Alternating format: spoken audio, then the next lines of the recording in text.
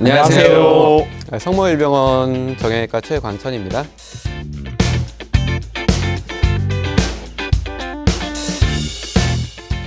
네, 성모일병원의 정형외과 김철진 원장입니다.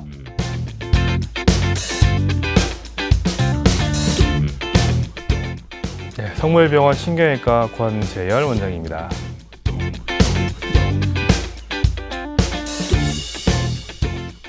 네, 제가 발표 한번 해보겠습니다.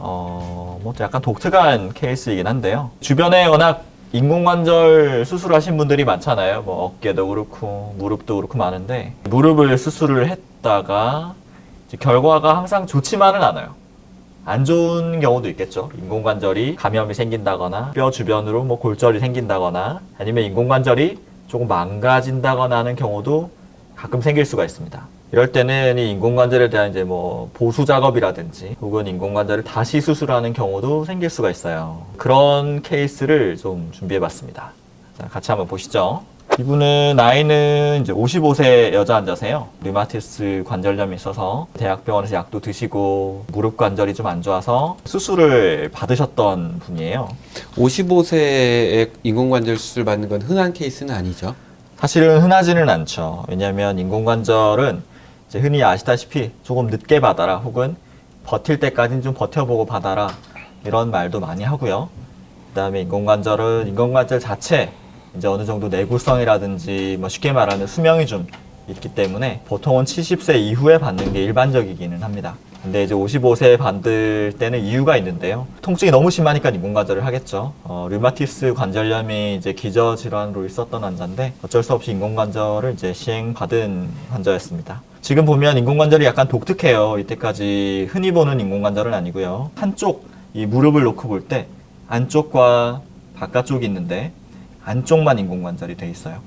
이게 저희가 생각을 할 때 이 전체를 하는 인공관절은 이제 나중에 이제 기회를 보고 한번 하려고 둔 상태였고 내측에 있는 이 부분이 먼저 닳아있기 때문에 여기만 인공관절을 좀 바꿨던 케이스입니다. 그래서 인공관절 이렇게 돼 있는데 이게 인공관절 주변으로도 골절이 좀 생길 수가 있어요. 인공관절하고 한 6개월쯤 지났다고 합니다. 근데 이제 너무너무 통증이 갑자기 심해져서 다시 병원을 오게 됐어요. 저희 병원 오게 됐는데 확대를 좀 해보니까 인공관절 주변으로 뼈가 조금 주저앉은 듯한 느낌이 있더라고요. 이렇게 골절선이 조금 보였어요. 여기가 이제 원래 높이가 좀 더 높았을 것 같은데 인공관절이 조금 여기가 주저앉으면서 골절이 생기면서 관절 전체가 밑으로 이렇게 다운돼 버렸습니다. 자세히 한번 볼까요? 이게 정말 확대를 많이 한번 해볼까요? 그랬더니 뭔가 음영이 좀 다르죠? 다르네요. 아래쪽이. 여기까지는 뭐가 있는 것 같은데 여기가 빈 공간이 생겨버렸어요. 요만큼이. 원래 이게 좀 더 높아서 요만큼이 좀 더 올라가야 되는데 요면이 그러지를 못하고 더 주저앉아 버렸죠. 밑으로. 그러다 보니까 이제 통증이 갑자기 심해진 거예요. 쉽게 말하면 요 인공관절 했던 것 주변으로 이제 골절이 생겨버린 거예요. 이런 일들이 사실은 잘 생기지 않는데 오랫동안 류마티스 관절염을 앓으면서 뼈 자체가 많이 약해져 있다 보니까 인공관절의 밑바닥이 이제 버티지를 못하고 이렇게 주저앉아 버린 것 같아요.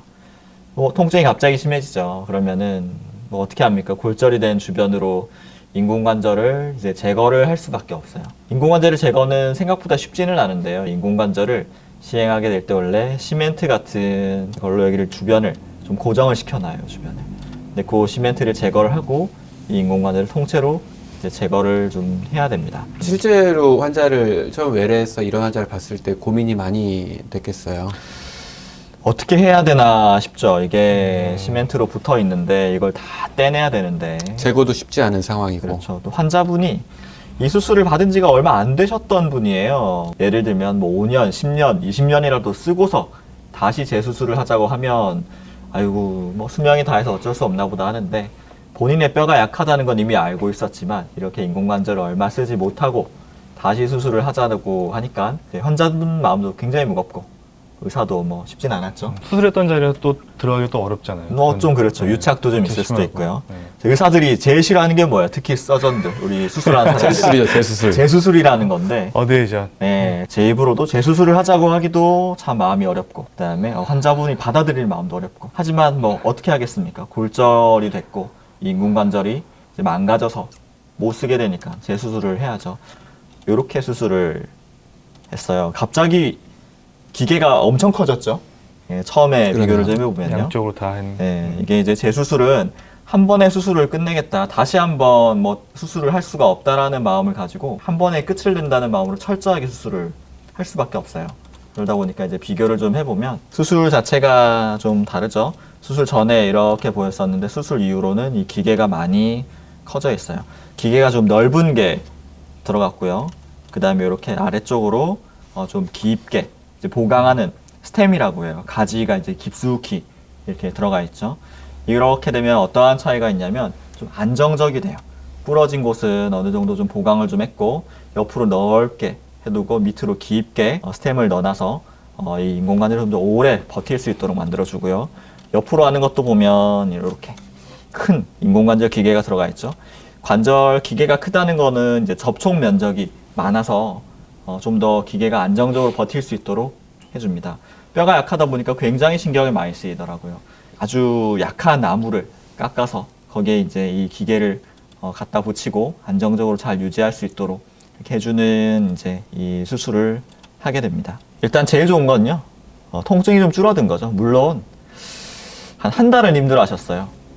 다시 수술을 하니까 힘들잖아요, 환자분도. 열었던 자리를 또 열어야 되고 또 많이 꼬매놔야 되고 이렇게 힘든데 당장에 무릎이 너무 아프고 걸을 때 절뚝절뚝하게 되는 그런 통증들이 없어지게 되니까 일단은 행복해 하시죠. 정말 너무너무 고민이 많더라고요. 어떻게 수술을 해야 되나, 그 다음에 뼈가 너무 약하면 어떻게 하나, 보강하는 재료나 보강하는 이런 작업들을 어떻게 해야 되나.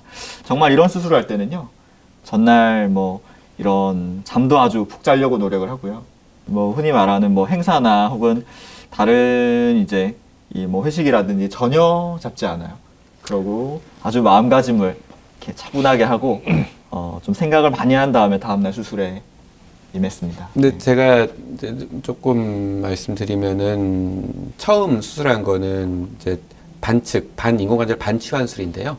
저 치환술의 가장 큰 합병증 중에 하나가 내측 경골과 골절이 굉장히 좋은 수술인데도 불구하고 생기면 굉장히 치명적이기 때문에 그래서 저 환자는 굉장히 내측 경골과가 얇기도 하고 더군다나 부러져 있고 사실은 저거보다는 원래 수술이 더 크게 이루어지는 게 정상적인데 김 원장님이 환자를 굉장히 고민을 많이 한 흔적이 보여요. 아마 이거를 치료할 수 있는데 가장 최소한의 수술이 저게 아닐까라고 생각이 돼요.